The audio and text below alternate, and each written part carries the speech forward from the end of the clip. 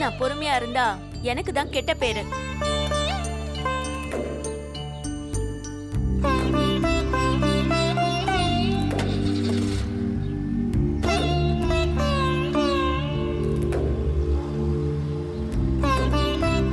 காசை வாங்கி ஊழல் பண்ணலன்னா நேரா கோர்ட்டுல சந்திக்க வேண்டியதானே?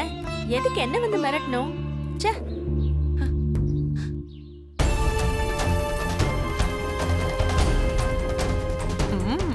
அட்ரா சக்கனானா சாணிய முக்கி அடிச்ச மாதிரி அடிச்சிட்டா.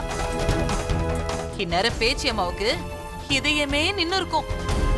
இவ ஊழல் கேஸ்ன்னு நினைச்சு பேசுறா, பேச்சியம்மா விவாகரத்தை பத்தி பேசுறாங்க.